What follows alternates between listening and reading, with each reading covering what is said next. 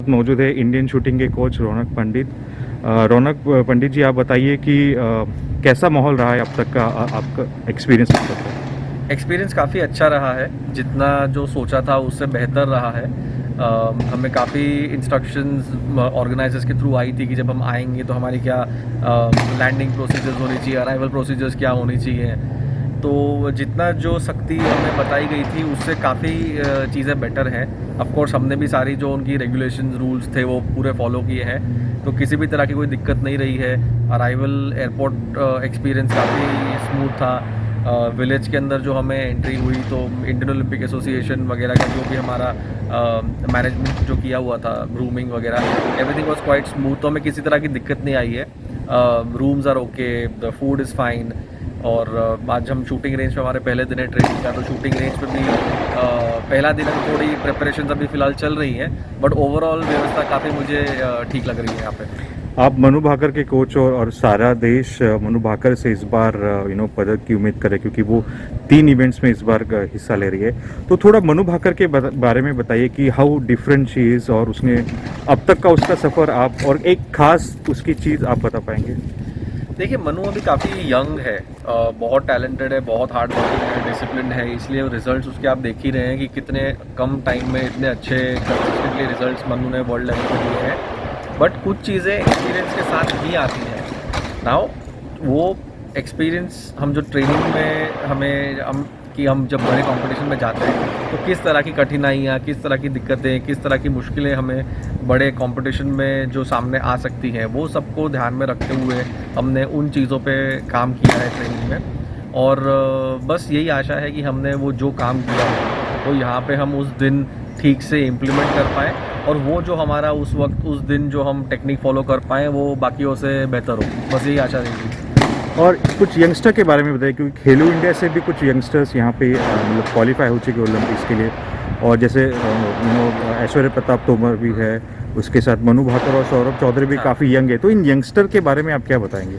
देखिए, जो national rifle association of India है, प्रेसिडेंट रानिंदर सिंह जी, उन्होंने 2013-14 में ये जूनियर प्रोग्राम जो स्टार्ट किया था, तो it's not just Khelo India, it's also that जो ये हमने 2013-14 में शूटिंग में एक जनरल जूनियर प्रोग्राम जो लागू किया था, उस वजह से हम, आप ये देखिए कि 15 साल पहले शूटिंग के नेशनल चैम्पियनशिप में 800 से 1000 एंट्री होती थी टोटल, जबकि आज सिर्फ 10 मीटर इवेंट्स में 5000 एंट्री होती है। तो आप देखिए कि शूटिंग स्पोर्ट कितना बढ़ गया है। तो हमारे देश में जितने ज़्यादा लोग जो ये स्पोर्ट परस्यू करेंगे, उतना हमारा टैलेंट पूल वाइड होगा और उतना ज़्यादा हमको टैलेंटेड शूटर्स मिलेगी, तो उसमें आशा रहेगी। तो इस वजह से ये हमको पहला स्टेप मिला था। और फिर गवर्नमेंट ने ऑफकोर्स जो ये खेलो इंडिया और बाकी जो हम प्रोग्राम्स अभी इम्प्लीमेंट हुए हैं, उसकी वजह से और टैलेंट आइडेंटिफिकेशन हो रहा है, और टैलेंट आइडेंटिफिकेशन होने के बाद में जो उनको सुविधाएं मिलनी चाहिए, इक्विपमेंट, इंफ्रास्ट्रक्चर, मॉनेटरी अलाउंसेस, तो ये सब चीज़ें अभी जबकि वो मिल रही हैं, तो जो हमारे खिलाड़ियों का जो टैलेंट है, वो टैलेंट के साथ अब हम एक तरह से जस्टिस कर पा रहे हैं, और वो उनकी जो क्षमता है वो हमको फायरिंग लाइन पे अब देखने को मिल रही है। बट लेकिन यूनिक चीज़ क्या है इन यंगस्टर्स के बारे में? आपने काफ़ी ओलंपिक्स भी एज ए कोच कवर किया है, एशियन गेम्स और कॉमनवेल्थ में आप मेडलिस्ट रह चुके हैं। आप क्या डिफरेंस देख रहे हैं अभी के यंगस्टर्स में?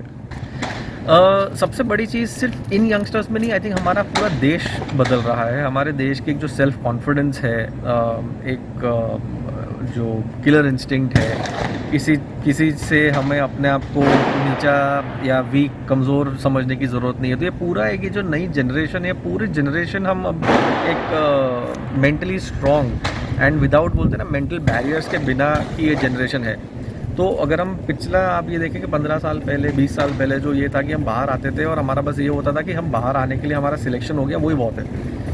अब हम जब इंडिया में ट्रायल भी कर रहे होते हैं तो हमारे ट्रायल में भी जो हमारे स्कोर्स होते हैं टीम क्वालिफाई करने के लिए, वो यहाँ के मेडल विनिंग स्कोर से ऊपर होते हैं। तो हमारा एक दर्जा ही ओवरऑल ऊपर बढ़ चुका है।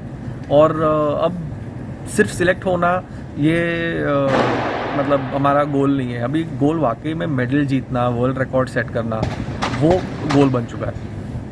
और इंडियन बिलियंस लोगों की आशा है कि इंडिया इस बार मेडल जीत पाए, तो हम क्या उम्मीद कर सकते हैं इस बार की शूटिंग से? देखिए, लोगों से सबसे ज़्यादा जो आशा और एक्सपेक्टेशन होती है वो खिलाड़ी की खुद से होती है, तो सबसे ज़्यादा मेहनत वो ही कर रहा होता है। और आई एम श्योर कि हर खिलाड़ी, हर स्पोर्ट, हर इवेंट में अपना बेस्ट देगा। एंड तैयारी अच्छी की है, गवर्नमेंट ने, फेडरेशन ने सपोर्ट अच्छा किया है।